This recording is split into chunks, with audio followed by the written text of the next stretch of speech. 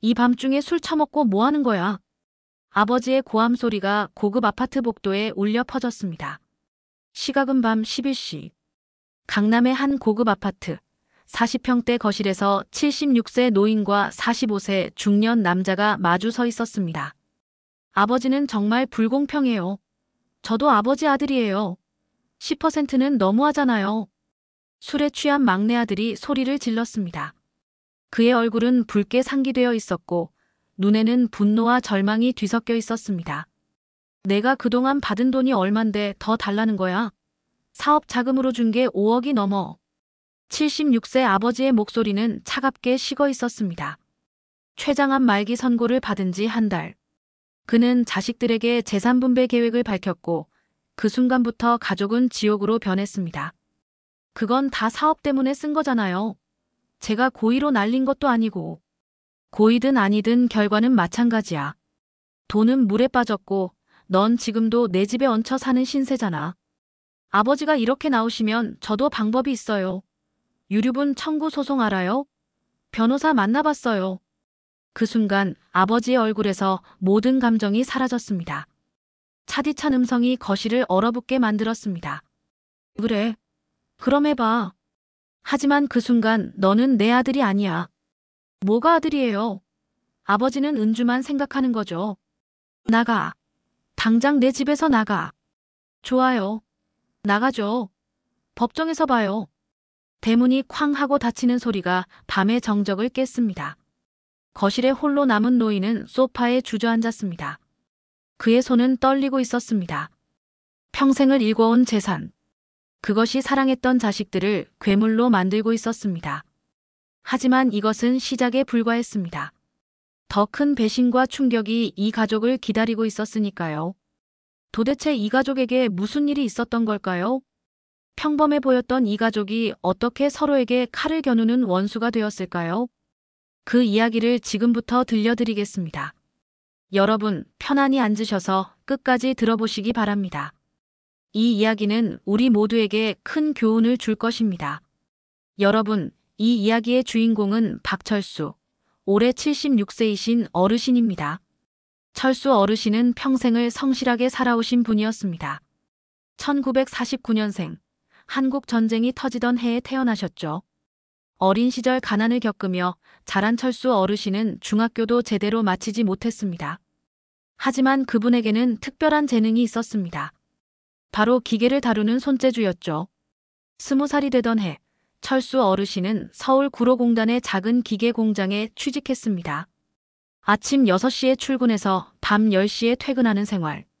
하루 16시간을 일했습니다. 손에는 늘 기름때가 묻어 있었고 작업복은 땀과 기름으로 범벅이었습니다.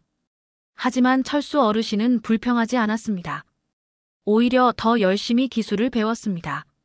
25살 되던 해 친구 결혼식 피로연에서 한 여자를 만났습니다. 박순자 22살의 명랑한 아가씨였죠. 순자 씨는 시장에서 채소 장사를 하시던 분이었습니다. 두 사람은 서로에게 첫눈에 반했습니다. 둘 다 가난했지만 둘 다 성실했고 둘 다 꿈이 있었습니다. 6개월 만에 결혼했습니다. 신혼집은 구로동의 단칸방이었습니다. 화장실도 공동으로 써야 하는 곳이었죠. 하지만 두 사람은 행복했습니다. 매일 아침 철수 어르신이 공장에 나갈 때 순자 씨는 도시락을 싸주며 활짝 웃었습니다. 여보, 오늘도 힘내요. 우리 언젠가는 꼭 큰 집에서 살 거예요. 그렇게 1년이 지나고 첫째 아들 민수가 태어났습니다. 1975년이었습니다. 아들을 품에 안은 철수 어르신은 다짐했습니다. 이 아이만큼은 자기처럼 가난하게 살게 하지 않겠다고. 더 열심히 일했습니다. 회사에서 잔업을 하고 휴일에는 다른 공장에서 아르바이트를 했습니다. 2년 후 둘째 딸 은주가 태어났습니다. 그리고 다시 3년 후 막내 아들 민철이가 태어났습니다. 단칸방에 5식구가 살았습니다. 비좁았지만 웃음소리가 끊이지 않는 집이었습니다. 철수 어르신이 35살이 되던 해 큰 결심을 했습니다. 회사를 그만두고 작은 기계 부품 공장을 차리기로 한 겁니다. 10년 동안 모은 돈 전부와 은행 대출을 합쳐 경기도 시흥의 작은 공장을 얻었습니다. 직원은 철수 어르신 혼자였습니다. 기계 5대가 전부였죠. 처음 몇 년은 정말 힘들었습니다. 거래처를 찾아다니며 머리를 조아렸습니다. 대기업 구매 담당자들 앞에서 수없이 고개를 숙였습니다. 밤을 새워 일했습니다. 순자 씨도 공장으로 나와 함께 일했습니다. 아이들은 공장 한쪽에서 숙제를 했습니다. 아빠, 언제 집에 가요? 어린 은주가 물으면 철수 어르신은 이렇게 대답했습니다. 조금만 기다려라. 아빠가 이 일만 끝내면 맛있는 거 사줄게. 하지만 그 조금은 늘 밤 11시, 12시가 되었습니다. 아이들은 공장 바닥에서 잠이 들었고 철수 어르신은 담요를 덮어주며 미안하다고 조금만 참으라고 속삭였습니다. 그렇게 10년이 흘렀습니다. 철수 어르신의 공장은 조금씩 커졌습니다. 직원이 5명이 되고 10명이 되고 20명이 되었습니다. 기계도 늘어났습니다. 대기업과 정식 납품 계약을 맺었습니다. 회사 이름도 생겼습니다. 대성기계공업 주식회사. 그리고 마침내 1995년 철수 어르신 나이 46살에 강남으로 이사했습니다. 30평대 아파트였습니다. 아이들이 각자 방을 가질 수 있었습니다. 순자 씨는 새 아파트에 들어가던 날 눈물을 흘렸습니다. 여보, 우리 정말 여기 살아도 되는 거예요? 당연하죠. 당신이 얼마나 고생했는데요. 하지만 성공은 거기서 멈추지 않았습니다. 철수 어르신의 회사는 계속 성장했습니다. IMF 외환위기 때도 살아남았습니다. 오히려 어려운 시기에 부도난 회사들의 설비를 싸게 사들여 규모를 키웠습니다. 2000년대 들어서는 중국에 진출했고 베트남에도 공장을 세웠습니다. 철수 어르신은 부자가 되었습니다. 강남 아파트를 2채 더 샀습니다. 투자용이었죠. 회사 옆에 공장 부지도 추가로 매입했습니다. 주식도 했습니다. 2010년에는 회사를 상장했습니다. 그때 철수 어르신의 재산은 100억 원을 넘어섰습니다. 아이들은 모두 대학을 나왔습니다. 첫째 민수는 명문대 경영학과를 졸업하고 대기업에 취직했습니다. 둘째 은주는 사범대를 나와 고등학교 교사가 되었습니다. 막내 민철이는 대학을 2번이나 바꾸다가 결국 졸업은 했지만 변변한 직장을 잡지 못했습니다. 순자 씨는 2020년에 세상을 떠났습니다. 갑작스러운 심근경색이었습니다. 철수 어르신은 아내를 잃고 한동안 넋을 놓고 지냈습니다. 50년을 함께 산 사람이었습니다. 가난할 때도 힘들 때도 늘 함께였던 사람이었습니다. 여보, 당신 없이 어떻게 살라고. 장례식장에서 철수 어르신은 영정사진을 붙들고 울었습니다. 이른한 살의 노인이 아이처럼 울었습니다. 자식들도 울었습니다. 특히 은주는 어머니와 가장 가까웠기에 며칠을 울었습니다. 아내를 보내고 나서 철수 어르신은 많이 외로워졌습니다. 혼자 넓은 아파트에 앉아 있으면 모든 게 허무했습니다. 평생 모은 돈이 무슨 소용입니까? 함께 쓸 사람이 없는데. 그래도 살아야 했습니다. 자식들이 있었으니까요. 가끔 자식들이 찾아왔습니다. 첫째 민수는 한 달에 1~2번 들렀습니다. 들를 때마다 바쁘다고 했습니다. 회사 일이 많다고 했습니다. 30분 정도 앉아 있다가 가는 게 전부였습니다. 막내 민철이는 자주 왔습니다. 아니, 거의 매일 왔습니다. 아버지 집에 얹혀 살았으니까요. 민철이는 사업을 여러 번 했지만 모두 실패했습니다. 식당도 했다가 망했고, 옷장사도 했다가 망했고, 인터넷 쇼핑몰도 했다가 망했습니다. 그때마다 철수 어르신에게 손을 벌렸습니다. 아버지, 이번에는 정말 잘 될 것 같아요. 친구가 아주 확실한 아이템을 가져왔어요. 지난번에도 그렇게 말하고 돈 날렸잖아. 이번에는 진짜예요. 제발 한 번만 더 믿어주세요. 철수 어르신은 그때마다 돈을 줬습니다. 막내 아들이 가엾어서였습니다. 한 번에 3천만 원, 5천만 원, 많을 때는 1억 원을 줬습니다. 그렇게 5년 동안 준 돈이 5억 원이 넘었습니다. 하지만 민철이는 그 돈을 한 푼도 갚지 못했습니다. 모두 사업 실패로 날렸습니다. 그리고 은주. 둘째 딸 은주는 달랐습니다. 은주는 일주일에 2~3번 아버지 집에 들렀습니다. 장을 받아주고 음식을 만들어 놓고 갔습니다. 냉장고에 반찬이 가득 채워져 있으면 은주가 다녀간 것이었습니다.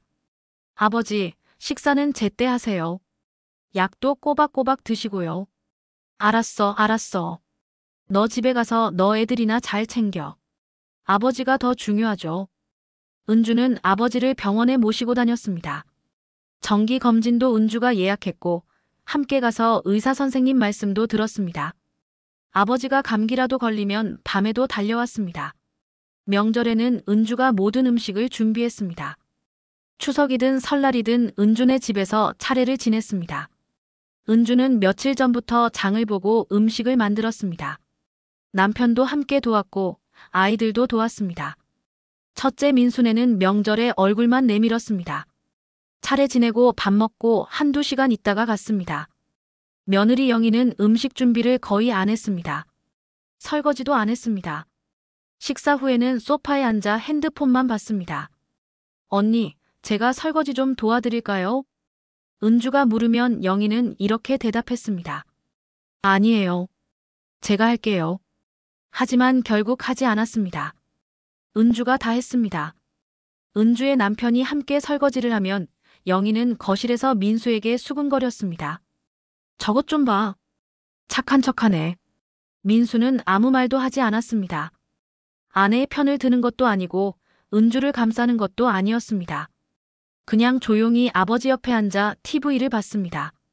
철수 어르신은 이 모든 걸 봤습니다. 다 알고 있었습니다. 누가 자기를 진심으로 대하는지, 누가 형식적으로 대하는지. 하지만 아무 말도 하지 않았습니다. 자식들이니까요. 그래도 자식들이니까요. 그렇게 몇 년이 흘렀습니다. 철수 어르신은 76살이 되었습니다. 나이가 들수록 몸이 예전 같지 않았습니다. 소화가 잘 안 되고 밥맛이 없었습니다. 체중이 줄었습니다. 은주가 걱정했습니다. 아버지, 요즘 너무 마르신 것 같아요. 병원에 가보세요. 괜찮아. 나이 들면 다 그런 거야. 아니에요. 뭔가 이상해요. 꼭 검사 받으세요. 은주가 병원 예약을 잡았습니다. 대학병원 소화기내과였습니다. 철수 어르신은 내키지 않았지만 은주가 워낙 성화를 부려서 검사를 받았습니다. 내시경도 하고 CT도 찍고 혈액 검사도 했습니다. 일주일 후 결과가 나왔습니다. 은주가 함께 갔습니다. 진료실에서 의사 선생님은 무거운 표정을 지었습니다. 검사 결과가 좋지 않습니다. 얼마나 좋지 않은데요?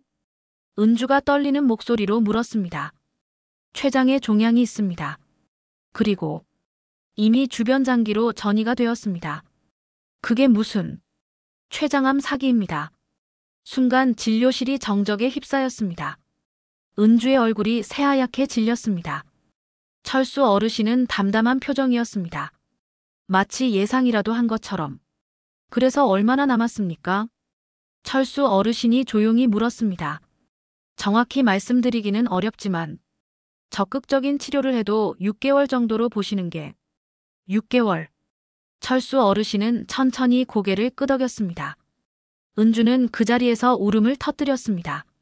아버지, 아버지, 울지 마라. 사람은 다 가는 거야. 진료실을 나와 복도에 앉았습니다. 은주는 계속 울었습니다. 철수 어르신은 창밖을 바라봤습니다. 봄날이었습니다. 병원 마당에는 벚꽃이 활짝 피어 있었습니다. 아름다웠습니다. 아, 나는 이 벚꽃을 내년에는 못 보겠구나. 철수 어르신은 생각했습니다. 76년을 살았습니다. 짧지 않은 세월이었습니다. 가난하게 태어나 부자가 되었습니다. 아내를 만나 자식 셋을 낳았습니다. 회사를 세워 성공했습니다. 나쁘지 않은 인생이었습니다. 하지만 한 가지 아쉬움이 있었습니다. 자식들. 세 자식이 모두 잘 살고 있는지 행복한지 확신할 수 없었습니다. 특히 막내 민철이. 그 녀석은 앞으로 어떻게 살아갈까? 자기가 죽고 나면 또 형들한테 손 벌리며 살까? 그리고 재산. 평생 모은 100억 원이 넘는 재산을 어떻게 나눠줘야 할까? 법대로 똑같이 나눠주는 게 맞을까? 아니면 각자 기여한 만큼, 효도한 만큼 차등을 둬야 할까?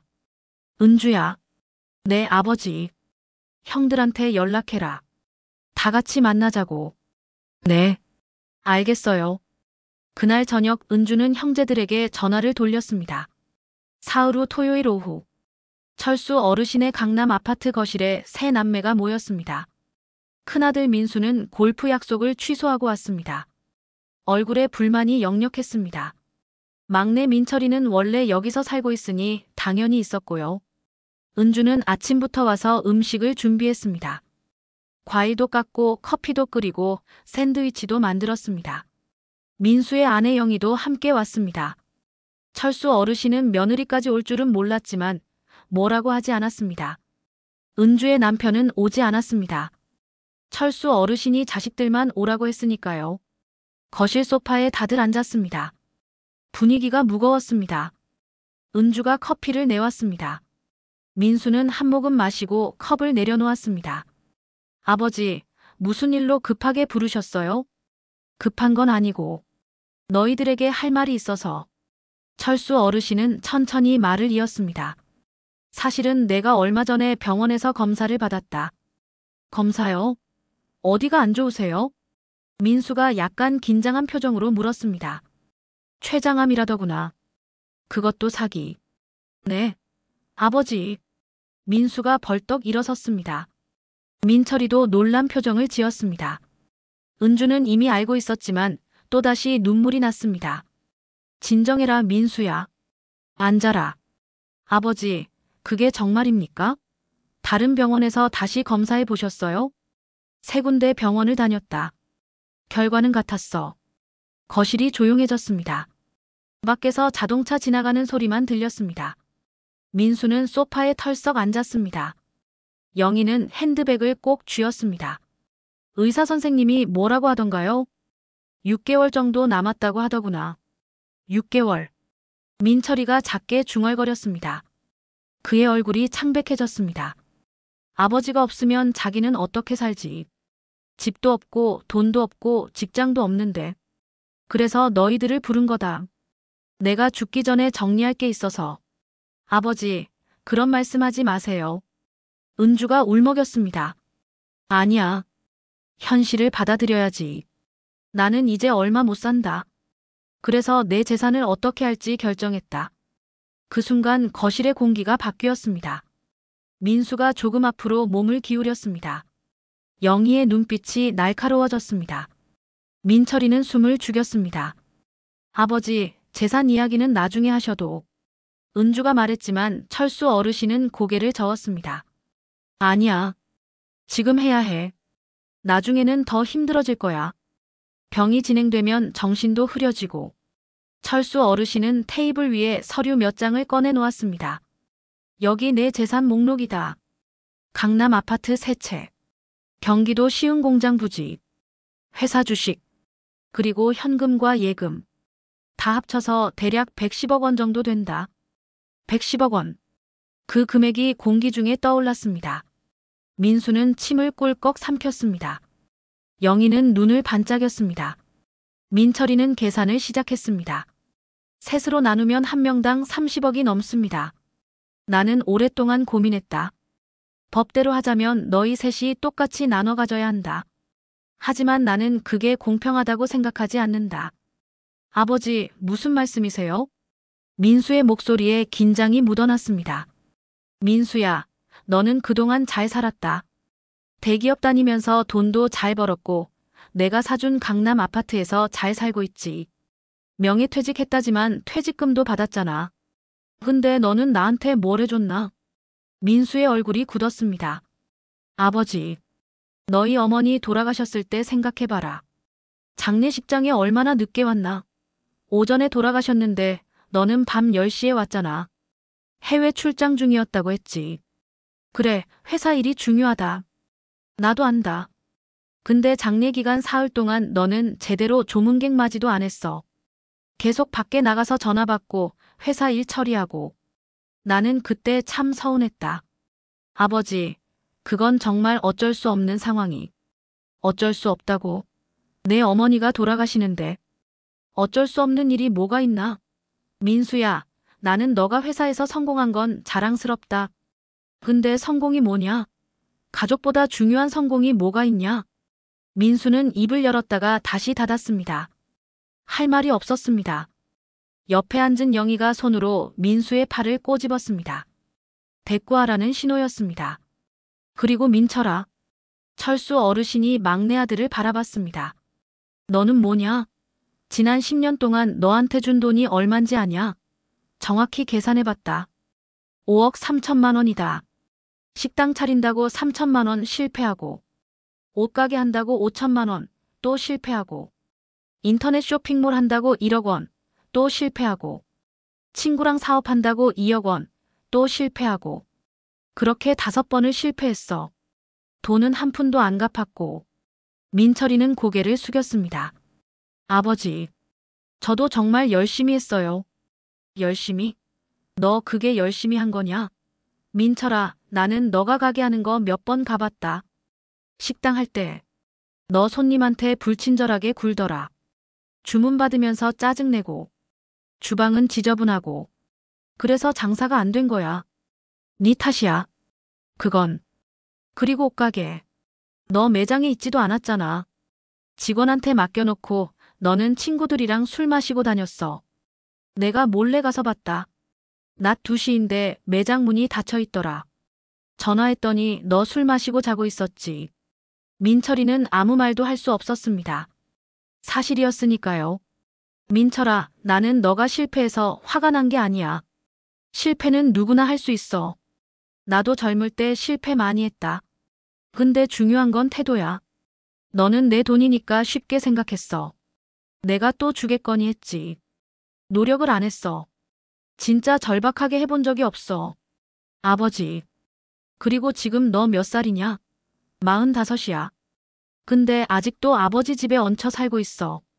부끄럽지도 않냐? 민철이의 얼굴이 붉어졌습니다. 수치심 때문인지 분노 때문인지 알 수 없었습니다. 그래서 아버지 말씀이 뭐예요? 민수가 참지 못하고 물었습니다. 내 재산의 60%는 은주에게 준다. 순간 거실이 얼어붙었습니다. 60%요? 민수가 되물었습니다. 그래. 그리고 민수 너한테는 30%, 민철이한테는 10%. 아버지, 그게 무슨 말씀이세요? 영희가 벌떡 일어나며 소리쳤습니다. 철수 어르신은 차갑게 며느리를 바라봤습니다. 이건 우리 가족 일이야. 너가 끼어들 일이 아니야. 가족 일이요? 저도 이 집안 며느리예요. 당연히 말할 권리가 있죠. 권리. 너가 집안에 뭘 해줬다고 권리를 말하나? 저희가 뭘 안 해줬다고 그러세요. 명절 때마다 왔다고. 왔다가 밥만 먹고 가는 게 뭘 해준 거야? 음식 준비는 은주가 다 했어. 설거지도 은주가 했어.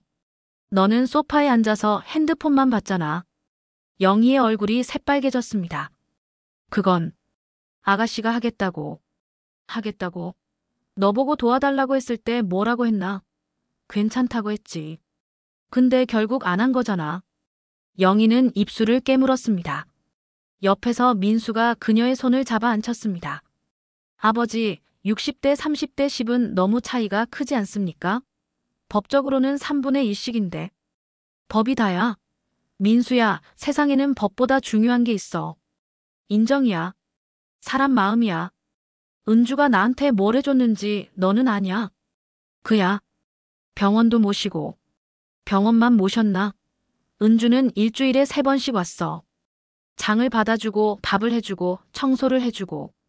내가 감기 걸렸을 때 밤에 달려와서 죽을 쓰였어. 새벽 2시였어. 자기 남편이 말렸대. 아침에 가도 된다고. 근데 은주는 아버지가 아프신데 어떻게 기다리냐고 당장 가야 한다고 했대. 은주가 고개를 저었습니다. 아버지, 그건 당연한 거예요. 당연한 게 아니야.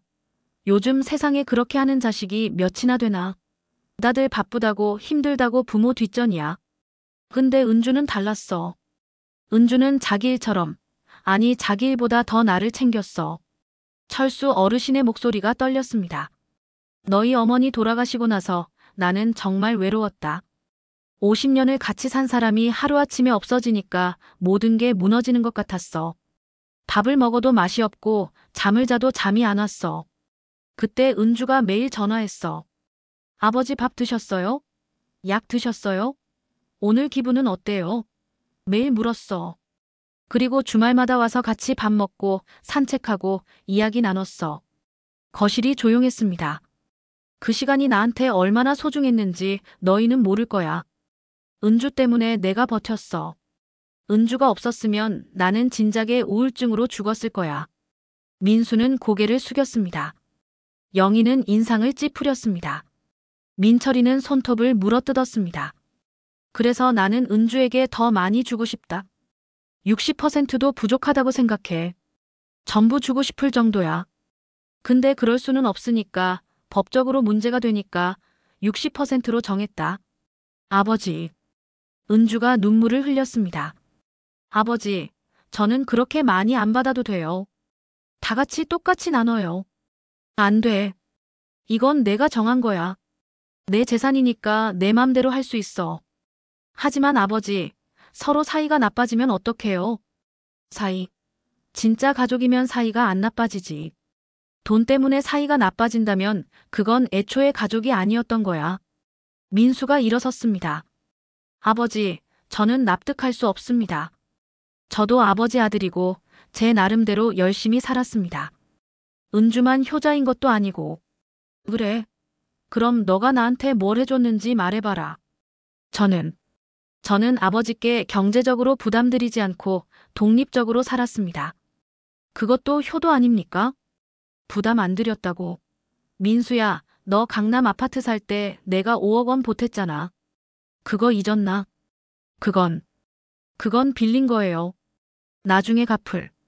빌렸다고. 지금까지 한 푼이라도 갚았나? 10년이 넘었는데. 민수는 말문이 막혔습니다. 그리고 내 애들 대학 등록금. 내가 얼마나 냈는지 아냐? 첫째 아이 4년간 2천만 원, 둘째 아이 3년간 1,500만 원. 다 합쳐서 3,500만 원이야. 아버지, 그건 할아버지가 손주들한테 주신 거잖아요. 할아버지가 손주한테 준 거. 그럼 은주 애들한테는 얼마 줬을 것 같나? 나는 은주한테 그런 거 안 해줬어. 은주는 한 번도 손 벌리지 않았거든. 자기 형편에 맞게 애들 키웠어. 근데 너는 강남에서 애들 사교육 시킨다고 돈 달라고 했잖아. 민수의 얼굴이 붉어졌습니다. 영희는 핸드백을 꽉 쥐었습니다. 좋습니다.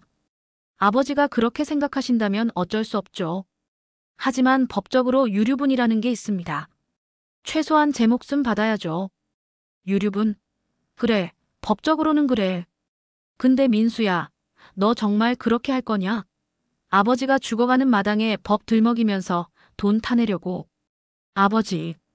좋아. 그럼 해봐. 나는 변호사 만나서 유언장 제대로 쓸 테니까 나중에 법정에서 싸워봐라. 내 아버지 관 앞에서. 철수 어르신의 목소리는 차가웠습니다. 민수는 더 이상 말하지 못했습니다. 그리고 민철아. 내 아버지. 너한테 10% 준다고 했지? 그것도 아까운 줄 알아라. 5억이 넘는 돈을 이미 받았는데 10억을 더 준다는 거야. 그 돈으로 제대로 된 일 하나 시작해봐라. 제발. 네. 알겠습니다.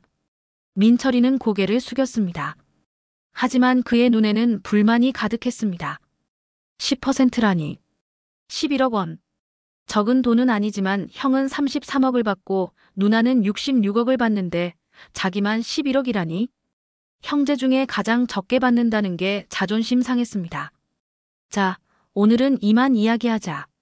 나는 피곤하다. 철수 어르신이 일어섰습니다. 민수도 일어났습니다. 영희도 일어나 핸드백을 집어들었습니다.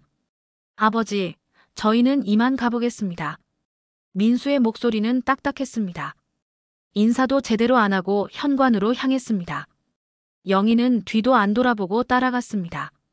문이 쾅 닫히는 소리가 아파트 안을 울렸습니다. 은주가 아버지를 바라봤습니다. 아버지, 이러시면 안 돼요. 큰오빠가 너무 화났어요. 화났으면 화낸 거지.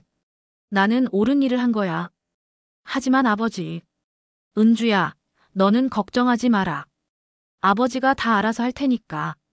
민철이도 자기 방으로 들어가 버렸습니다. 거실에는 은주와 철수 어르신만 남았습니다. 은주는 테이블을 치우기 시작했습니다. 커피잔을 들고 부엌으로 갔습니다. 설거지를 하면서 눈물이 났습니다. 아버지가 나를 위해서 저렇게 말씀하시는데 왜 이렇게 가슴이 아플까? 은주는 슬펐습니다. 아버지의 사랑이 고마우면서도 형제들과 멀어지는 게 두려웠습니다. 돈보다 중요한 게 가족 아닌가요? 그 돈 때문에 형제가 남남이 되면 무슨 소용인가요? 갈등의 씨앗이 자라다. 그날 밤 민수네 집. 강남의 40평대 아파트 거실은 험악한 분위기였습니다. 영희는 소파에 앉아 있었고 민수는 베란다에서 담배를 피우고 있었습니다. 민수는 원래 담배를 끊었는데 오늘은 참을 수가 없었습니다. 여보. 영희가 불렀습니다. 민수가 베란다 문을 열고 들어왔습니다.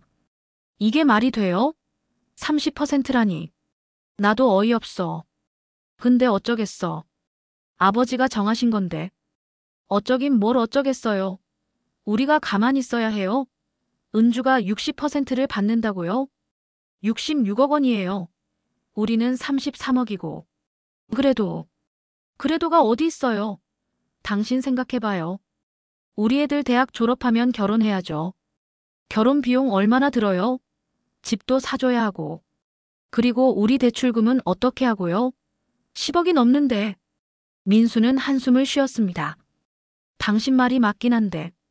그래도 아버지 뜻인데. 아버지 뜻? 아버지가 지금 정신이 온전하신 것 같아요. 무슨 소리야? 여보, 췌장암 말기예요.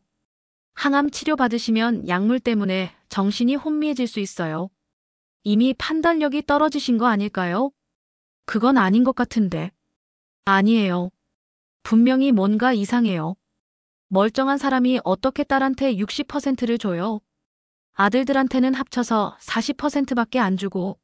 이건 정상이 아니에요. 영희의 눈빛이 날카로워졌습니다. 우리가 병원에 가봐야겠어요. 병원에? 무슨 병원? 신경과요. 치매 검사 받으러요. 치매? 아버지가 무슨 치매야? 말씀도 또박또박 잘하시고. 겉으로는 그래 보여도 실제로는 인지 기능이 떨어질 수 있어요. 특히 안말기 환자들은 그럴 확률이 높다고요. 제가 아는 신경과 의사 선생님한테 부탁해 볼게요. 그래도 그건. 여보, 우리 애들 생각해봐요. 대학생인 큰애, 고등학생인 둘째. 앞으로 돈 들어갈 곳이 한두 군데예요. 33억으로는 부족해요. 우리 생활 수준을 유지하려면 최소한 50억은 있어야 해요. 하지만 이건 아버지를 뭐 어쩐다고요? 우리가 나쁜 짓 하는 것도 아니에요. 그냥 정확한 검사를 받아보자는 거예요. 만약 정말로 인지 장애가 있으시면 유언장이 무효가 될 수 있어요. 그럼 법정대로 균등 분배가 되고 우리는 정당한 몫을 받는 거예요. 민수는 고민했습니다. 아내 말도 일리가 있었습니다.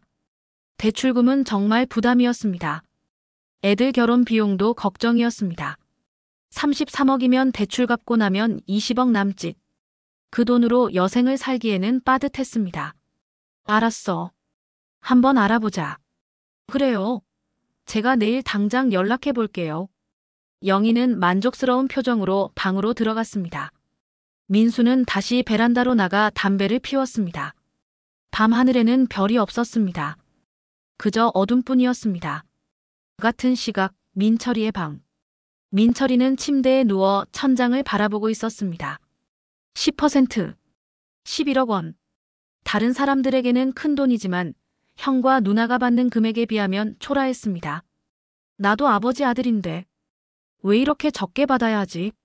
민철이는 억울했습니다. 사업에 실패한 건 자기 탓이 아니었습니다. 운이 없었던 거죠. 타이밍이 안 맞았던 거죠. 그런데 아버지는 자기를 실패자 취급했습니다. 무능력자 취급했습니다. 그래. 나도 내 몫을 챙겨야 해. 민철이는 핸드폰을 들고 검색을 시작했습니다.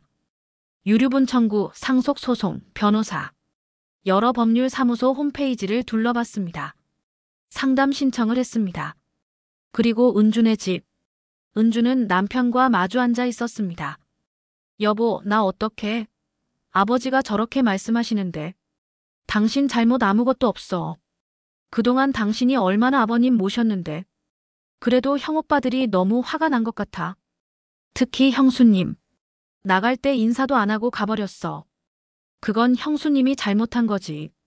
당신이 걱정할 필요 없어. 하지만 이 돈 때문에 형제간의 사이가 나빠지면 어떡해? 차라리 아버지께 말씀드려서 똑같이 나눠 갖자고 할까? 남편은 고개를 저었습니다. 그건 아버님 뜻을 거스르는 거야. 아버님이 얼마나 고민하셔서 결정하신 건데. 당신이 나서서 바꾸자고 하면 아버님이 더 상처받으실 거야. 그렇긴 한데. 당신은 지금까지 해온 대로만 하면 돼. 아버님 모시고 챙기고. 돈은 생각하지 마. 우리는 지금도 충분히 잘 살고 있잖아. 은주는 남편의 손을 잡았습니다. 당신이 이렇게 말해줘서 고마워. 우리는 욕심 부리지 말자. 그게 가장 편한 거야. 하지만 은주의 마음은 편하지 않았습니다. 앞으로 무슨 일이 벌어질지 불안했습니다. 그리고 그 불안은 현실이 되어갔습니다. 일주일 후 영희는 아는 신경과 의사에게 연락했습니다. 대학 동창이었습니다. 선생님, 부탁이 있어서 연락했어. 무슨 일인데? 우리 시아버님이 최근에 췌장암 진단을 받으셨거든. 근데 요즘 말씀하시는 게 좀 이상하신 것 같아서. 혹시 인지 기능 검사 좀 받아볼 수 있을까? 그러세요? 췌장암 말기면 항암 치료 때문에 뇌 기능에 영향을 줄 수 있긴 하죠. 검사 한번 해보시죠. 감사합니다, 선생님. 영희는 민수에게 말했습니다. 여보, 병원 예약했어요. 이번 주 금요일. 아버지가 가실까? 제가 설득할게요. 정기 검진 받으러 가자고 할게요. 금요일 아침 영희는 시아버지에게 전화를 걸었습니다. 아버님, 저예요. 왜? 철수 어르신의 목소리는 차가웠습니다. 지난주 일 이후로 둘 사이는 냉랭해졌습니다. 아버님, 건강검진 예약해놨어요. 오늘 오전 10시에 대학병원 신경과에서요. 신경과? 나 신경과는 왜 가? 암 환자분들은 정기적으로 신경과 검진을 받아야 한대요. 항암 치료가 뇌에 영향을 줄 수 있어서요. 그래. 처음 듣는 소리네. 제가 알아봤어요. 꼭 받으셔야 해요. 제가 모시고 갈게요. 철수 어르신은 잠시 망설이다가 대답했습니다. 알았어. 그럼 내가 갈게. 아니에요. 제가 모시러 갈게요. 9시 반에 댁으로 갈게요. 영희는 전화를 끊고 미소를 지었습니다. 첫 번째 단계는 성공이었습니다. 오전 9시 반 영희가 시아버지 집에 도착했습니다. 철수 어르신은 준비를 마치고 나왔습니다. 가자. 차 안은 조용했습니다. 영희는 운전을 하면서 가끔 시아버지를 훔쳐봤습니다. 철수 어르신은 창밖을 바라보고 있었습니다. 표정을 읽을 수 없었습니다. 병원에 도착해서 신경과 접수를 했습니다. 대기실에 앉아 기다렸습니다. 다른 환자들도 많이 있었습니다. 대부분 나이 드신 분들이었습니다. 박철수 환자분. 간호사가 불렀습니다. 철수 어르신이 일어났습니다. 영희도 따라 일어났습니다. 보호자분도 함께 들어오세요. 진료실 안에서 의사가 기다리고 있었습니다. 영희의 동창이었습니다. 어서 오세요. 앉으세요. 철수 어르신이 앉았습니다. 의사는 차트를 보면서 물었습니다. 박철수 환자분, 췌장암 진단받으신 지 얼마나 되셨어요? 한 달 정도 됐습니다. 항암 치료는 시작하셨나요? 다음 주부터 시작하기로 했습니다. 그렇군요. 오늘은 인지 기능 검사를 해보려고 합니다. 암 환자분들은 때때로 인지 기능이 저하될 수 있거든요. 간단한 테스트입니다. 부담 가지지 마세요. 의사는 종이와 펜을 꺼냈습니다. 먼저 오늘 날짜를 말씀해 주시겠어요? 2025년 9월. 12일입니다. 맞습니다. 그럼 이제 제가 단어 3개를 말씀드릴 텐데 잘 기억하셨다가 나중에 다시 말씀해 주세요. 사과, 테이블, 동전. 한번 반복해 보세요. 사과, 테이블, 동전. 좋습니다. 이제 100에서 7씩 빼보세요. 100 빼기 7은 93입니다. 93 빼기 7은 86입니다. 86 빼기 7은 79. 아니 79입니다. 철수 어르신은 약간 머뭇거렸지만 정확하게 답했습니다. 검사는 계속 이어졌습니다. 그림 그리기, 이름 기억하기, 계산하기. 철수 어르신은 대부분 정확하게 답했습니다.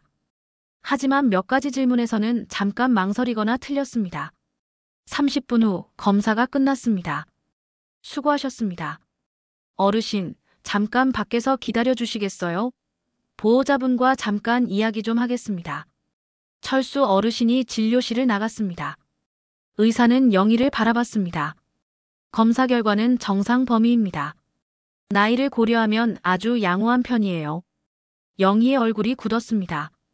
정상이요? 그럼 인지장애는 없다는 말씀이세요? 네, 지금 단계에서는 특별한 문제가 보이지 않습니다. 하지만 선생님, 시아버님이 요즘 이상한 말씀을 많이 하세요. 예를 들면 재산을 자식들한테 불공평하게 나눠주겠다고 하시고. 의사는 고개를 가로저었습니다. 그건 인지장애가 아니라 그분의 판단이에요. 재산을 어떻게 분배하실지는 본인의 자유죠. 의학적으로 문제가 있는 게 아닙니다. 그래도 뭔가 이상하지 않나요? 영희 씨, 나는 의사로서 객관적인 검사 결과를 말씀드리는 거예요. 어르신의 인지 기능은 정상입니다. 다만요. 암 진단을 받으신 상태라 우울하거나 불안하실 수는 있어요. 그게 의사결정에 영향을 줄 수는 있죠. 하지만 그렇다고 해서 의학적으로 판단력이 없다고 할 수는 없습니다. 영희는 입술을 깨물었습니다. 이대로 끝낼 수는 없었습니다. 선생님, 그럼 추가 검사는 안 하나요?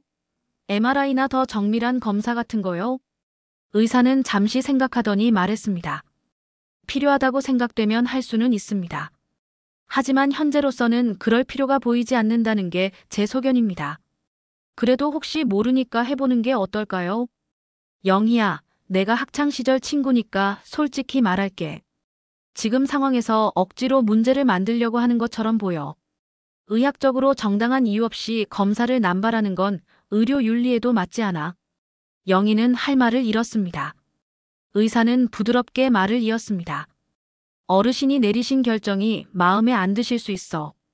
하지만 그건 의학적 문제가 아니야. 가족 간의 대화로 풀어야 할 문제지. 알겠습니다. 영희는 실망한 표정으로 진료실을 나왔습니다. 대기실에 앉아있던 철수 어르신이 일어났습니다. 뭐라고 하던가? 정상이래요. 그럼 됐네. 가자. 돌아오는 차 안도 조용했습니다. 하지만 이번에는 분위기가 달랐습니다. 철수 어르신은 무언가 눈치챈 것 같았습니다. 며느리. 네. 너 왜 날 신경과에 데려온 거냐? 아버님, 그게 정기검진이라고. 거짓말하지 마라. 나 치매 환자로 만들려고 한 거지. 영희는 깜짝 놀랐습니다. 아니에요. 그게 아니라. 이제 보니 다 계획이 있었구나. 나를 정신병자로 만들어서 유언장을 무효화시키려고. 그럼 법정대로 균등 분배가 되니까. 아버님, 오해예요. 오해? 내가 늙긴 했어도 바보는 아니야. 다 보여. 내 속셈이. 철수 어르신의 목소리는 떨렸습니다. 분노 때문인지 슬픔 때문인지 알 수 없었습니다. 내가 내 재산 어떻게 하겠다는데 그게 그렇게 못마땅하냐? 내 돈인데. 아버님, 너희는 돈만 보이냐? 이 아버지가 죽어가는데 돈밖에 생각 안 나냐? 영희는 아무 말도 할 수 없었습니다. 차는 계속 달렸습니다. 아파트 주차장에 도착했을 때 철수 어르신은 차에서 내리면서 말했습니다. 민수한테 전해라. 다음부터는 오지 말라고. 너희는 이제 내 집에 올 필요 없어. 아버님. 하지만 철수 어르신은 돌아보지 않고 엘리베이터로 향했습니다. 영희는 운전대를 잡고 앉아 있었습니다. 손이 떨렸습니다. 일이 틀어졌습니다. 완전히 틀어졌습니다. 그날 밤 민수는 아버지에게 전화를 걸었습니다. 하지만 아버지는 받지 않았습니다. 몇 번을 걸어도 받지 않았습니다. 문자를 보냈습니다. 아버지, 영희가 너무 걱정한 나머지 그런 겁니다. 오해 푸시죠. 답장은 오지 않았습니다. 그로부터 며칠 후 민철이는 법률사무소를 찾아갔습니다. 강남의 한 빌딩 10층이었습니다. 유리문을 열고 들어갔습니다. 깔끔한 리셉션에 젊은 여직원이 앉아 있었습니다. 상속 상담 예약한 박민철입니다. 네, 잠시만 기다리세요. 10분 후 변호사 사무실로 안내되었습니다. 50대쯤 되어 보이는 남자 변호사가 앉아 있었습니다. 앉으세요. 무슨 일로 오셨습니까? 민철이는 자초지종을 설명했습니다. 아버지의 암 선고, 재산 분배 계획, 자신이 받게 될 10%. 그러니까 전체 재산이 110억 원이고 본인은 10%인 11억 원을 받게 된다는 말씀이시죠? 네, 그렇습니다. 다른 형제분들은요? 형은 30%, 누나는 60%입니다. 변호사는 고개를 끄덕였습니다. 이런 경우 유류분 청구를 고려해 볼 수 있습니다. 유류분이란 상속인이 법적으로 보장받는 최소한의 상속 몫을 말합니다. 그게 얼마나 됩니까? 자녀의 경우 법정 상속분의 절반입니다. 세 자녀가 있으니 한 명당 법정 상속분은 3분의 1, 즉 약 36억 원입니다. 그것의 절반이 유류분이니까 18억 원 정도 됩니다. 18억이요? 민철이의 눈이 커졌습니다. 지금 받기로 한 11억보다 7억이나 많았습니다. 네, 하지만 유류분 청구 소송을 하려면 몇 가지 고려할 점이 있습니다. 어떤 점들이요? 첫째, 소송에는 시간과 비용이 듭니다. 1년 이상 걸릴 수 있고 변호사 비용도 만만치 않습니다. 둘째, 가족관계가 악화될 수 있습니다. 아버님과의 관계, 형제들과의 관계가 돌이킬 수 없이 나빠질 수 있어요. 민철이는 잠시 생각했습니다. 아버지가 돌아가시기 전에 소송을 걸 수는 없나요? 안타깝지만 유류분 청구는 상속이 개시된 후, 즉 피상속인이 사망한 후에만 가능합니다. 지금은 아직 아버님이 살아계시니까 청구할 수 없어요. 그럼 지금은 어떻게 해야 합니까? 변호사는 손가락으로 책상을 톡톡 두드렸습니다. 지금으로서는 아버님을 설득하는 게 최선입니다. 대화를 통해 분배 비율을 조정하시도록 말이죠. 만약 그게 안 되면 상속이 개시된 후에 유류분 청구를 하는 수밖에 없습니다. 알겠습니다. 상담료는 얼마입니까? 오늘은 초기 상담이니 10만 원입니다. 나중에 정식으로 소송을 진행하시게 되면 별도로 계약을 하시면 됩니다. 민철이는 신용카드를 꺼내 결제했습니다. 법률사무소를 나오면서 생각했습니다. 7억 원. 적지 않은 돈이었습니다.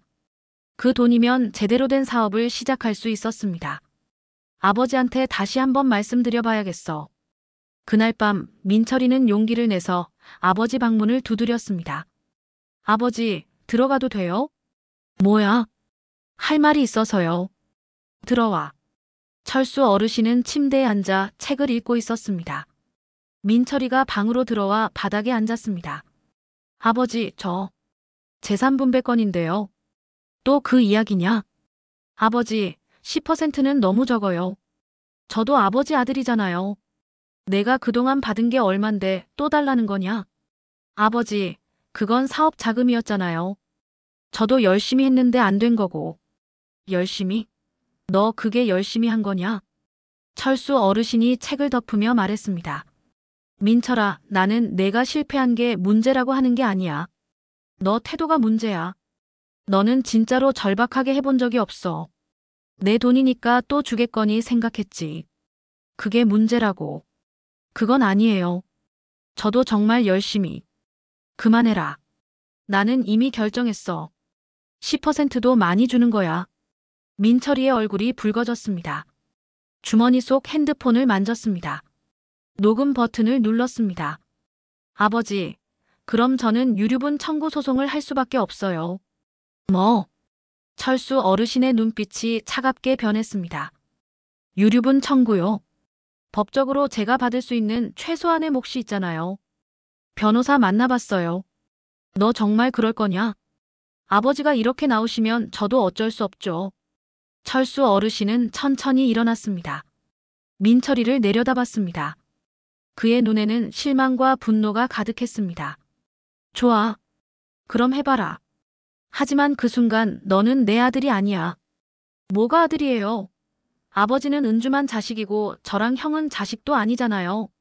나가라. 당장 내 집에서 나가. 좋아요.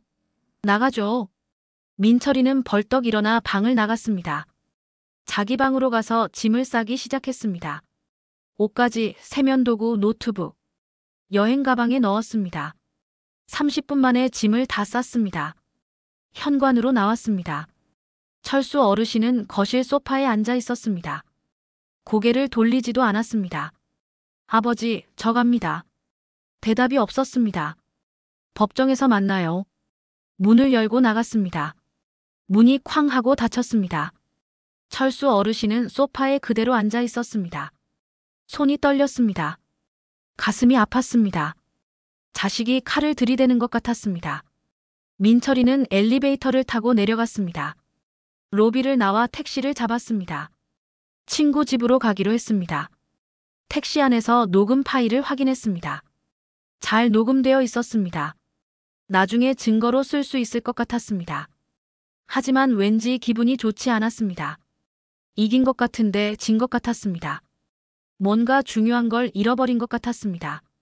민철이가 집을 나간 다음 날, 민수는 아버지에게 다시 전화를 걸었습니다. 이번에는 아버지가 받았습니다.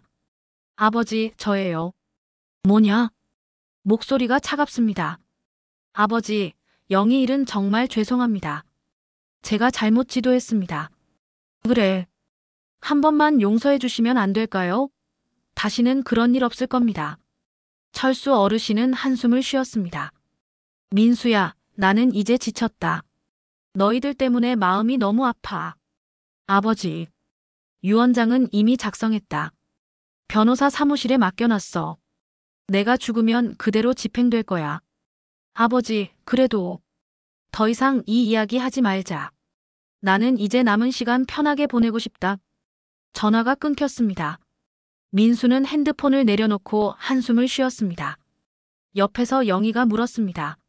뭐래요? 유언장 이미 작성했대. 변호사한테 맡겼대. 그럼 어떡해요? 모르겠어. 이제 방법이 없는 것 같아. 영희는 입술을 깨물었습니다. 가만히 있을 수 없었습니다. 뭔가 해야 했습니다. 여보, 민철이한테 연락해봐요. 민철이한테? 왜? 민철이도 지금 불만이 많잖아요. 우리랑 손잡으면 어떨까요? 손잡다니. 민철이도 유류분 청구할 거잖아요. 그럼 우리도 같이 하는 거예요. 둘이 힘을 합치면 은주한테 압력을 넣을 수 있어요. 민수는 고개를 저었습니다. 그건 너무. 여보, 우리 언제까지 당하고만 있을 거예요? 아가씨가 60%를 받는다고요. 66억을. 그게 말이 돼요? 하지만 형제끼리. 형제? 은주가 우리를 형제로 생각해요.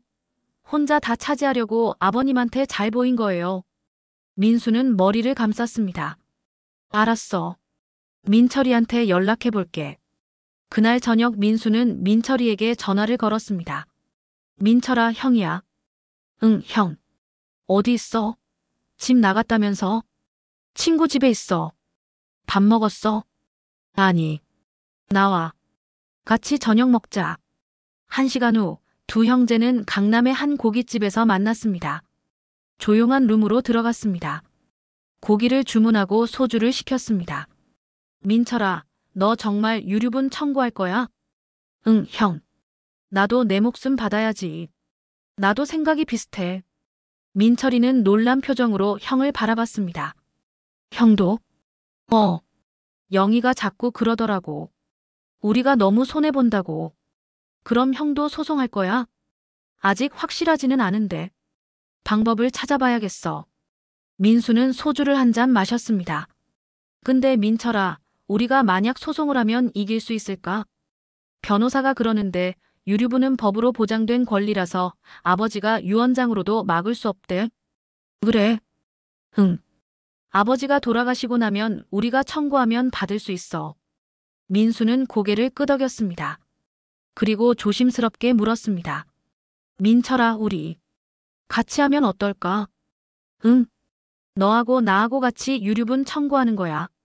둘이 힘을 합치면 은주한테 압력을 넣을 수 있어. 민철이는 잠시 생각하더니 고개를 끄덕였습니다. 좋아요, 형. 같이 해.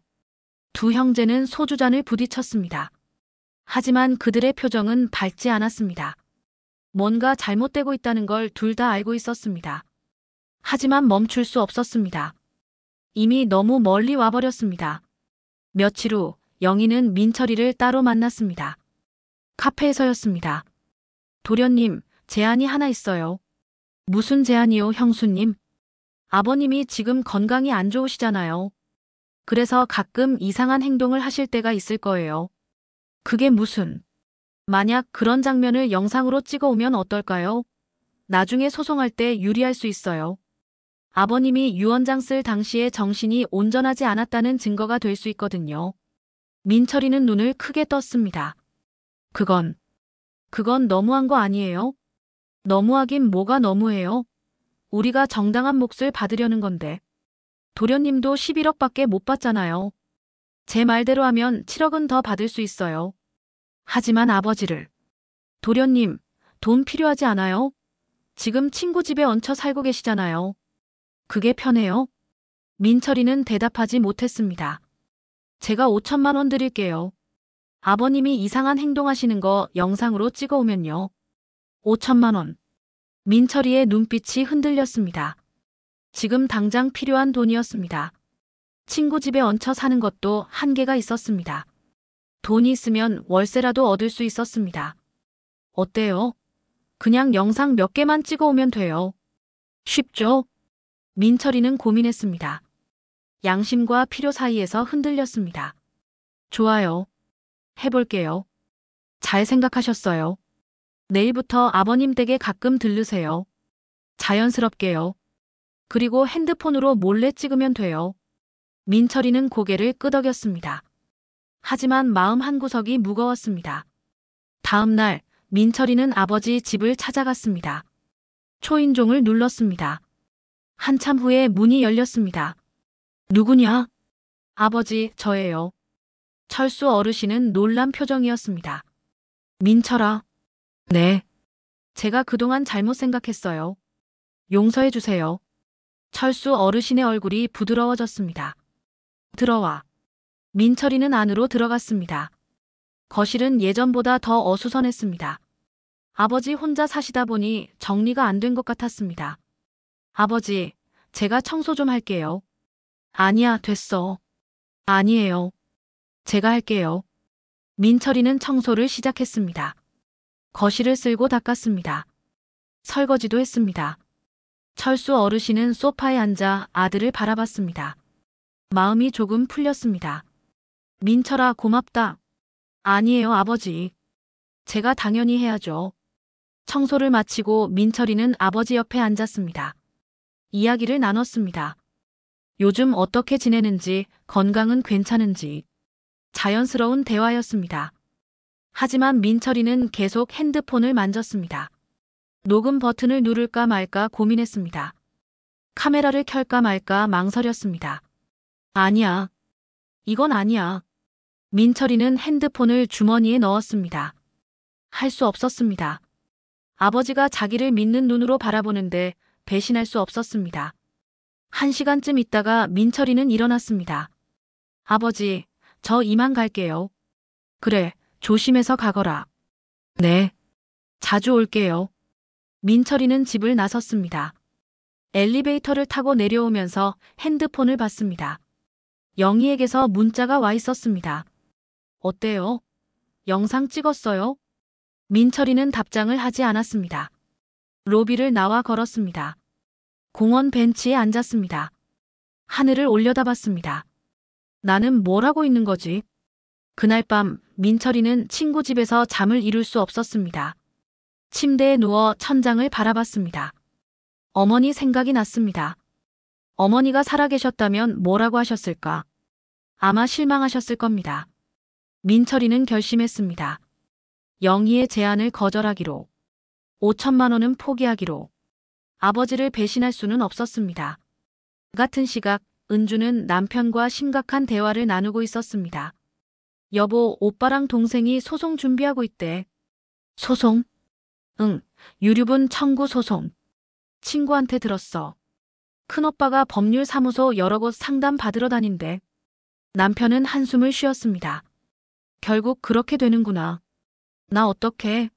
형제들이 나를 원수처럼 생각하고 있어. 은주의 눈에 눈물이 고였습니다. 당신 잘못이 뭐가 있어? 아버님을 정성껏 모셨잖아. 그래도 이렇게 사이가 나빠질 줄은 몰랐어. 큰오빠는 전화도 안 받고 막내는 집을 나가버렸고 당신은 그냥 지금까지 해온 대로 하면 돼. 아버님 곁에 있어드리고 돌봐드리고 그게 자식의 도리지도니 자식의 도리는 아니잖아. 근데 나 때문에 아버지가 더 힘들어하시는 것 같아. 자식들이 다 등을 돌리니까. 은주는 울음을 터뜨렸습니다. 남편이 아내를 안아주었습니다. 울지 마. 당신은 정말 잘하고 있어. 시간이 지나면 다들 이해할 거야. 하지만 은주는 확신할 수 없었습니다. 돈 앞에서 사람은 변했습니다. 형제도 예외가 아니었습니다.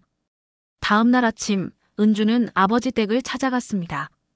장을 봐서 음식을 만들어 드리려고 했습니다. 현관문을 열고 들어갔습니다. 열쇠가 있었으니까요. 아버지, 저예요. 대답이 없었습니다. 거실로 들어갔습니다. 아버지는 소파에 앉아 계셨습니다. 창밖을 멍하니 바라보고 계셨습니다. 아버지? 철수 어르신이 고개를 돌렸습니다. 얼굴이 많이 수척해진 것 같았습니다. 은주야. 아버지, 식사는 하셨어요? 응. 했어. 하지만 주방을 보니 설거지가 쌓여 있었습니다. 식사를 제대로 안 하신 것 같았습니다. 아버지, 제가 죽 쏘아드릴게요. 아니야. 됐어. 아니에요. 제가 할게요. 은주는 부엌으로 갔습니다. 냉장고를 열었습니다. 재료가 거의 없었습니다. 지난번에 채워놓은 반찬들도 그대로였습니다. 드시지 않으신 겁니다. 아버지가 식사를 거르시네. 은주는 마음이 아팠습니다.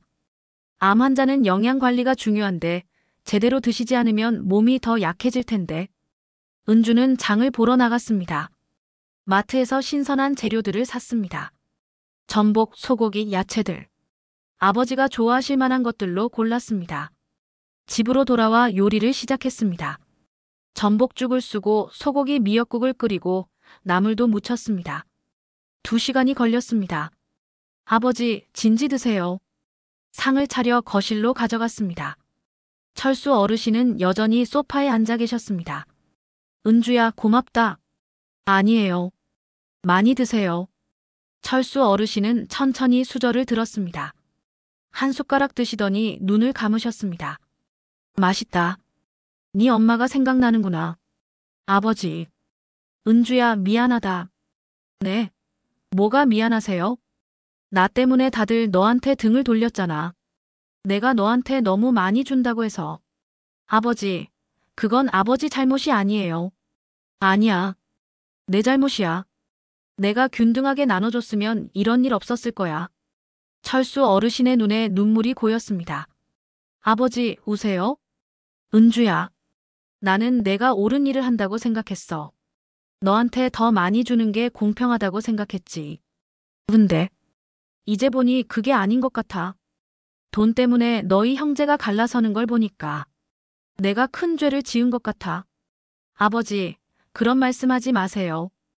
은주야, 내가 유언장을 바꿀까? 네. 똑같이 나눠주는 걸로. 그럼 다들 화가 풀릴 거 아니냐? 은주는 잠시 생각했습니다. 아버지가 그렇게 하시면 형제들과의 관계가 나아질까요? 아니면 이미 너무 늦은 걸까요? 아버지, 아버지 마음대로 하세요. 저는 아버지 결정을 따를게요. 정말? 네. 아버지가 저를 위해서 생각해 주신 것만으로도 충분해요. 돈이 중요한 게 아니에요. 철수 어르신은 은주의 손을 잡았습니다. 고맙다, 은주야. 너가 있어서 아버지가 버틴다. 은주는 눈물을 닦았습니다. 아버지가 너무 힘들어하시는 게 보였습니다. 육체적으로도 힘드시지만 정신적으로 더 힘드신 것 같았습니다. 자식들 때문에. 그날 오후 은주는 집에 돌아와서 큰오빠에게 전화를 걸었습니다. 몇 번을 걸었지만 받지 않았습니다. 문자를 보냈습니다. 오빠, 우리 만나서 이야기 좀 해요. 아버지가 너무 힘들어하세요. 1시간 후 답장이 왔습니다. 이야기할 거 없어. 법적으로 처리할 거야. 은주는 핸드폰을 쥔 손이 떨렸습니다. 정말로 끝인가요? 정말로 형제가 법정에서 만나야 하나요? 다음 날 저녁 민철이는 다시 영희를 만났습니다. 같은 카페였습니다. 도련님, 어떻게 됐어요? 영상 찍었어요? 민철이는 고개를 저었습니다. 형수님, 죄송한데요. 저 못하겠어요. 네. 무슨 소리예요? 아버지를 그렇게 속일 수가 없어요. 저도 비록 실패자지만 그 정도로 비열한 인간은 아니에요. 영희의 얼굴이 굳었습니다. 도련님, 지금 뭐 하시는 거예요? 우리 약속했잖아요. 약속은 했지만 못 지킬 것 같아요. 정말 죄송합니다. 도련님, 5천만 원 필요하지 않아요? 지금 친구 집에서 눈치 보면서 사는 거 힘들잖아요. 힘들죠. 근데 그게 아버지를 배신할 이유는 안 돼요. 민철이는 일어섰습니다. 형수님, 저는 이만 가볼게요. 소송도 안 할 생각이에요. 뭐라고요? 소송 안 해요? 네. 아버지가 주신다는 11억, 그걸로 만족할게요. 아니, 사실 그것도 과분해요. 제가 그동안 받은 걸 생각하면. 도련님, 정신 차려요. 당신 지금 7억 원을 포기하는 거예요. 네. 포기해요. 돈보다 중요한 게 있어요. 민철이는 카페를 나섰습니다. 영희는 자리에 앉아 분노로 떨었습니다.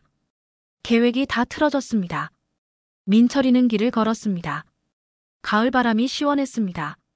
마음이 가벼워진 것 같았습니다. 5천만 원을 포기했지만 오히려 수억 원을 얻은 기분이었습니다. 양심을 지킨 것이죠.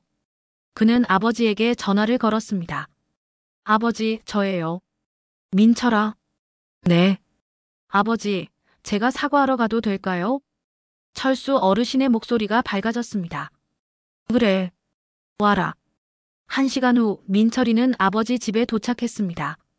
현관문이 열렸고 아버지가 서 계셨습니다. 아버지. 민철이는 아버지 앞에 무릎을 꿇었습니다. 아버지, 정말 죄송해요. 제가 욕심을 부렸어요. 법정에서 만나자고 한 것도, 유류분 청구하겠다고 한 것도 다 잘못이에요. 철수 어르신은 아들을 일으켰습니다. 일어나라, 민철아.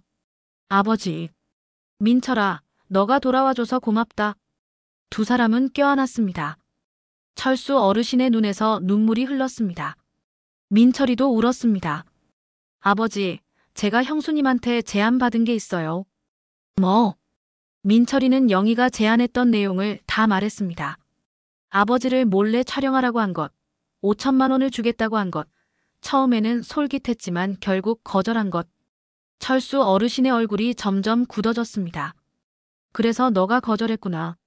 네. 할 수 없었어요. 아버지는 제가 실패해도 버리지 않으셨잖아요. 제가 어떻게 아버지를.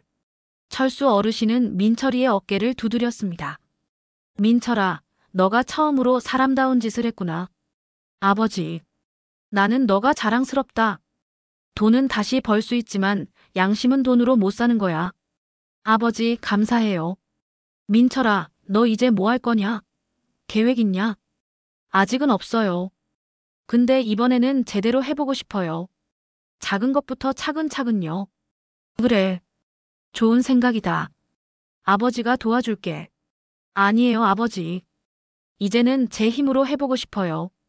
철수 어르신은 빙그레 웃었습니다. 그래, 그 정신이다. 내가 드디어 철이 들었구나. 그날 밤 민철이는 아버지 집에서 잤습니다. 자기 방, 자기 침대. 오랜만이었습니다. 마음이 편안했습니다. 다음 날 영희는 민수에게 모든 것을 털어놨습니다. 여보, 도련님이 배신했어요. 뭐? 제가 도련님한테 제안했던 거 있잖아요. 거절했어요. 그리고 소송도 안 한대요. 민수는 한숨을 쉬었습니다. 그럼 이제 우리만 남았네. 여보, 우리라도 끝까지 가야 해요. 아버님이 돌아가시면 바로 소송 걸어요. 당신, 그게 정말 옳은 일이라고 생각해? 민수가 처음으로 아내에게 반문했습니다. 옳고 그른 게 어디 있어요?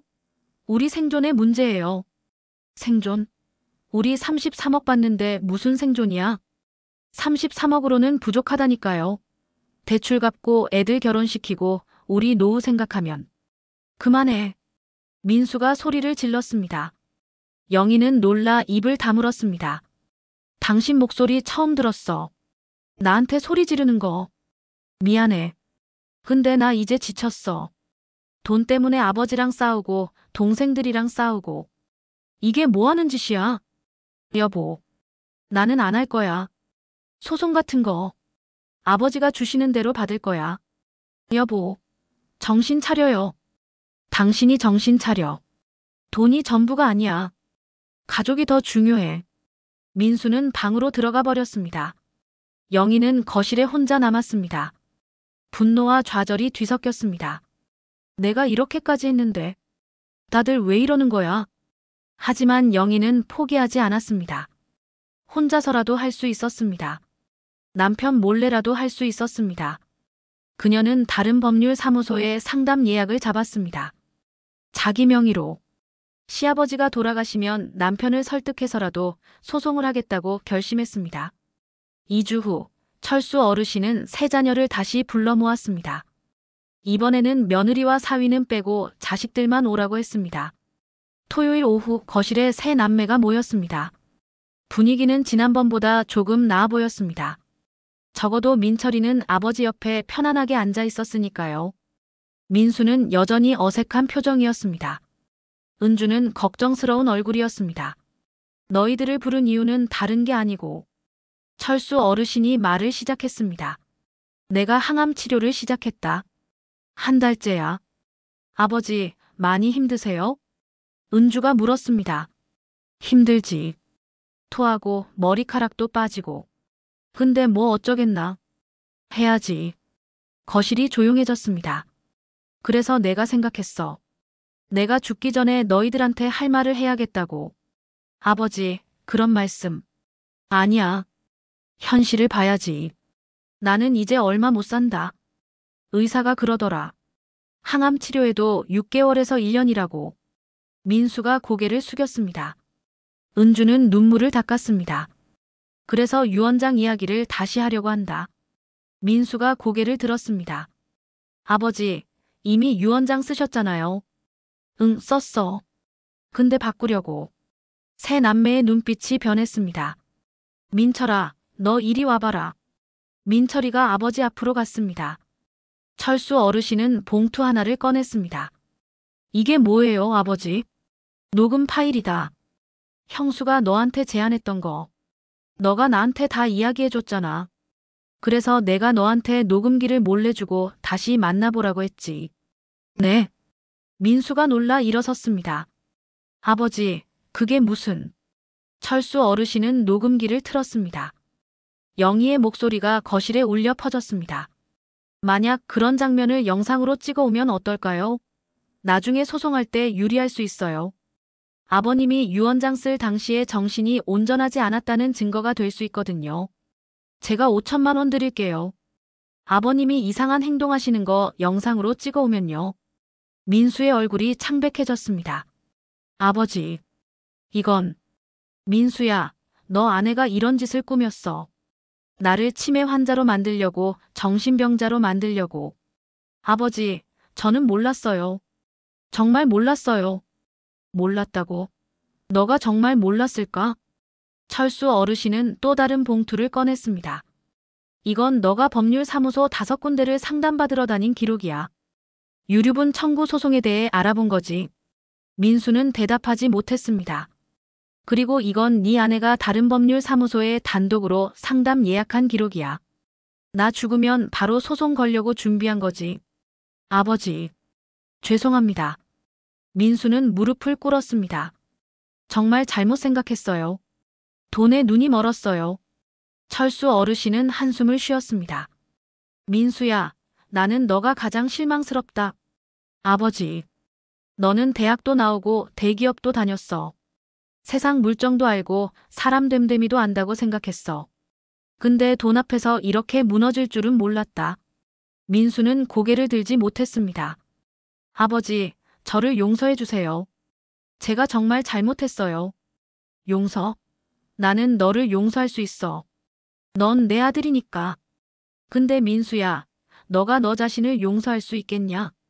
민수는 눈물을 흘렸습니다. 저는 제가 싫어요. 제가 너무 추악해요. 철수 어르신은 아들을 일으켰습니다.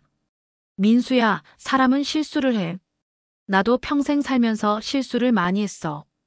중요한 건 그 실수를 인정하고 다시는 반복하지 않는 거야. 네, 아버지. 근데 민수야, 한 가지는 확실히 해야겠다. 네 아내 영희. 네. 그 사람은 이 집에 다시는 발을 들여놓으면 안 돼. 내가 살아있는 동안은 절대로. 민수는 고개를 끄덕였습니다. 알겠습니다, 아버지. 철수 어르신은 세 자녀를 바라봤습니다. 자, 이제 유언장 이야기를 다시 하자. 나는 처음 계획을 바꾸기로 했다. 아버지. 은주가 말했습니다. 아버지, 저는 모두와 똑같이 나눠 가지고 싶어요. 정말이에요. 은주야, 너 말은 고맙다. 근데 아버지 생각은 달라. 철수 어르신은 새로운 서류를 꺼냈습니다. 새로운 유언장이다. 은주한테는 50%를 준다. 그리고 민수 너한테 30%, 민철이한테 20%. 민철이가 놀라 물었습니다. 아버지, 저한테 20%요? 10%에서 늘어난 건가요? 그래. 너는 양심을 지켰어. 5천만 원을 거절했어. 그 용기에 대한 보상이야. 아버지. 감사합니다. 민철이의 눈에 눈물이 고였습니다. 그리고 민수, 너는 30% 그대로야. 너가 잘못했지만 그래도 끝에는 깨달았으니까. 아버지, 감사합니다. 과분합니다. 과분하지 않아. 넌 내 첫째 아들이야. 그리고 은주. 내 아버지. 너는 50%다. 처음보다 줄었지만 그래도 가장 많아. 너는 그럴 자격이 있어. 아버지. 정말 감사해요. 은주는 울음을 터뜨렸습니다. 하지만 조건이 하나 있다. 세 남매가 아버지를 바라봤습니다. 너희 셋이 서로 싸우지 말아라. 내가 죽고 나서도 형제로 살아라. 만약 누가 소송을 건다면 그 사람의 몫은 자동으로 무효가 돼. 나머지 두 사람이 나눠 갖게 돼. 아버지. 이건 경고가 아니야. 내 마지막 부탁이야. 돈보다 형제가 중요하다는 걸 잊지 마라. 세 남매는 고개를 끄덕였습니다. 그리고 한 가지 더. 이 돈으로 서로 도우며 살아라. 누가 어려우면 도와주고 누가 아프면 챙겨주고. 그게 가족이야. 네, 아버지. 세 남매가 동시에 대답했습니다. 그날 저녁 민수는 집으로 돌아왔습니다. 영희가 거실에서 TV를 보고 있었습니다. 여보, 어떻게 됐어요? 아버님이 뭐라고 하셨어요? 민수는 소파에 앉았습니다. 영희를 똑바로 바라봤습니다. 당신, 민철이한테 뭘 제안했어? 영희의 얼굴이 굳었습니다. 무슨 소리예요? 아버지를 몰래 촬영하라고 했지. 5천만 원 준다고. 그건 아버지가 다 하셔. 녹음도 있어. 영희는 할 말을 잃었습니다. 당신, 정말 그렇게까지 하려고 했어? 여보, 그건 우리를 위해서. 우리를 위해서? 우리 아버지를 정신병자로 만들려고 한 게 우리를 위해서야. 민수의 목소리가 높아졌습니다. 여보, 진정해요. 진정. 나는 지금 너무 화가 나서 미치겠어. 당신이 우리 아버지한테 무슨 짓을 하려고 했는지 알아? 영희는 대꾸하지 못했습니다. 당신 때문에 나는 아버지한테 큰 실망을 드렸어. 당신 때문에 나는 형제들한테 얼굴을 들 수 없어. 미안해요. 미안하다고 끝나는 게 아니야. 민수는 방으로 들어가 버렸습니다. 영희는 거실에 혼자 남았습니다. 처음으로 두려움을 느꼈습니다. 모든 게 틀어졌습니다. 완전히 틀어졌습니다. 다음 날 아침, 민수는 영희에게 말했습니다. 당신 당분간 친정에 가 있어. 뭐라고요? 나 혼자 생각 좀 해야겠어. 우리 관계에 대해서. 여보, 설마 이혼하자는 건 아니죠? 모르겠어.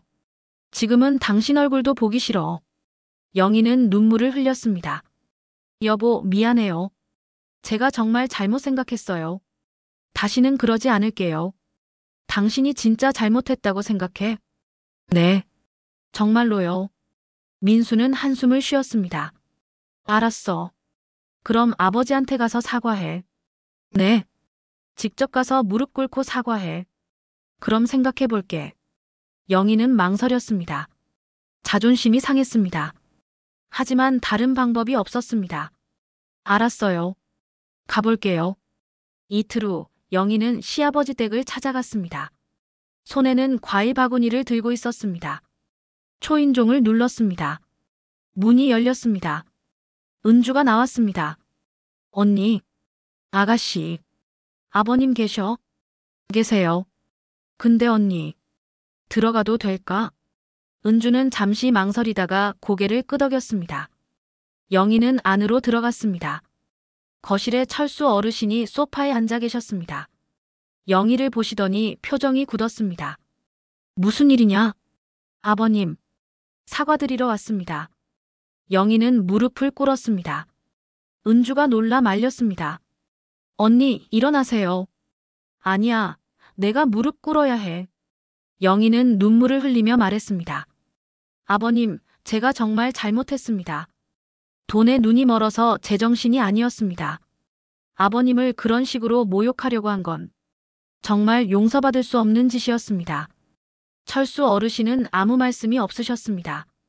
제가 너무 어리석었습니다. 강남에서 살면서 주변 사람들이랑 비교하다 보니까 조금이라도 더 가지려고 그게 얼마나 추한 욕심인지 몰랐습니다. 영희는 계속 울었습니다. 아버님 용서해 주세요. 제발. 한참 후 철수 어르신이 입을 열었습니다. 영희야. 네, 아버님. 일어나라. 아버님. 일어나라고 했다. 영희는 천천히 일어났습니다. 얼굴은 눈물범벅이었습니다. 나는 너를 용서할 수 있어. 아버님. 근데 조건이 있다. 네, 말씀하세요. 앞으로는 우리 집안 재산 문제에 일절 관여하지 마라. 민수가 받을 걸 받으면 그걸로 만족해라. 더 이상 욕심 부리지 마라. 네. 알겠습니다. 그리고 민수를 잘 보살펴라. 네 남편이야. 돈이 남편보다 중요하면 안 돼. 네, 아버님. 명심하겠습니다. 철수 어르신은 고개를 끄덕였습니다. 좋아. 그럼 이제 가봐라. 민수한테 잘하고. 감사합니다, 아버님. 정말 감사합니다. 영희는 절을 하고 나갔습니다. 문이 닫히고 거실에는 은주와 아버지만 남았습니다. 아버지, 언니를 용서하셨어요? 응. 왜요? 그렇게 나쁜 짓을 했는데. 은주야, 사람은 누구나 실수를 해. 중요한 건 그걸 인정하고 뉘우치는 거야. 언니가 진심으로 뉘우치는 것 같더라. 하지만, 그리고 은주야, 용서하지 않으면 나만 괴로워. 미움은 독약이야. 나를 병들게 해. 용서하면 마음이 편해진다. 은주는 아버지를 안았습니다. 아버지는 정말 대단하세요. 아니야. 나도 그냥 평범한 사람이야.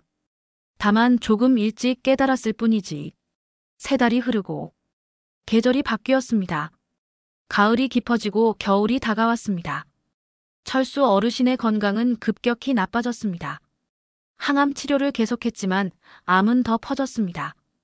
이제는 걷기도 힘들어졌습니다. 은주는 매일 아버지를 돌봤습니다. 아침마다 와서 식사를 챙기고 병원에 모시고 가고 약을 챙겼습니다. 남편도 함께 도왔고 아이들도 할아버지를 자주 찾아뵀습니다. 민수도 자주 왔습니다. 일주일에 3번은 들렀습니다. 아버지와 이야기를 나누고 함께 TV를 보고 산책을 도왔습니다. 예전보다 훨씬 더 자주 왔습니다. 예전보다 훨씬 더 정성을 다했습니다. 민철이는 작은 카페를 시작했습니다. 아버지가 마지막으로 준 돈으로 시작한 것이었습니다. 이번에는 달랐습니다. 아침 일찍 일어나 직접 커피를 내렸고 손님들에게 친절했습니다. 가게를 깨끗하게 유지했습니다. 서서히 단골 손님이 생기기 시작했습니다. 아버지, 오늘 매출이 70만 원이었어요. 민철이가 신나서 보고하면 철수 어르신은 흐뭇하게 웃었습니다. 잘했다, 민철아. 그렇게 꾸준히 해라. 네, 아버지. 이번에는 절대 망하지 않을 거예요. 세 남매는 다시 가까워졌습니다. 명절이 되면 함께 모여 음식을 준비했습니다. 영희도 이제는 부엌일을 도왔습니다. 설거지도 했습니다. 달라진 모습이었습니다. 12월 어느 날 철수 어르신은 병원에 입원했습니다. 상태가 많이 안 좋아졌습니다. 의사는 이제 얼마 남지 않았다고 했습니다. 중환자실에 누워 계신 아버지. 산소호흡기를 하고 계셨습니다. 세 남매가 병상 곁에 앉아 있었습니다. 얘들아. 철수 어르신이 힘없이 말씀하셨습니다. 네, 아버지. 너희들. 마지막으로 할 말이 있어. 아버지, 말씀 마세요. 힘드시잖아요. 아니야. 꼭 해야 해. 철수 어르신은 숨을 크게 들이쉬었습니다. 민수야. 네, 아버지. 너는 좋은 아들이었어. 비록 실수를 했지만 결국은 바로 잡았잖아. 자랑스럽다. 아버지. 죄송해요. 제가 잘못했어요. 아니야. 다 용서했어. 이제 너도 너 자신을 용서해라. 그리고 내 가족을 잘 챙겨라. 네. 아버지. 은주야. 네, 아버지. 은주는 울면서 아버지 손을 잡았습니다. 너는 정말 효녀였어. 너 없었으면 나는 진작에 죽었을 거야. 정말 고맙다. 아버지. 당연한 거예요. 제가 딸이잖아요. 은주야. 앞으로도 내 오빠들 잘 챙겨줘. 내가 이 집안의 기둥이야. 네. 아버지. 약속할게요. 그리고 민철아. 네, 아버지. 민철이도 눈물을 흘리고 있었습니다. 너는 늦게 철이 들었지만 그래도 들었잖아. 나는 내가 자랑스러워. 카페일. 계속 잘해라. 너라면 할 수 있어. 네, 아버지. 꼭 성공할게요. 아버지한테 보여드리고 싶었는데. 아니야. 나는 이미 봤어. 내가 달라진 모습을. 그걸로 충분해. 철수 어르신은 세 자녀를 바라봤습니다. 너희 셋. 부탁이 하나 있어. 네, 아버지 말씀하세요. 서로 싸우지 마라. 돈 때문에, 욕심 때문에, 형제가 원수 되는 일 없어야 해. 네, 아버지. 돈은 그냥 종이야. 하지만 가족은 다시 만들 수 없어. 알겠지? 네, 아버지. 알겠어요. 그리고 너희 어머니한테 잘 왔다고 전해줘라. 나 이제 만나러 갈 거야. 아버지. 세 남매가 동시에 아버지를 안았습니다. 눈물이 흘러내렸습니다. 사랑한다. 너희들. 정말 사랑해. 저희도 사랑해요, 아버지. 철수 어르신은 눈을 감았습니다.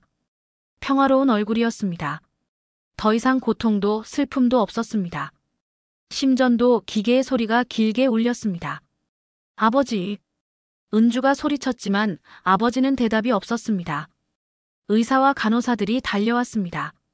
하지만 이미 늦었습니다. 박철수 어르신, 향년 76세.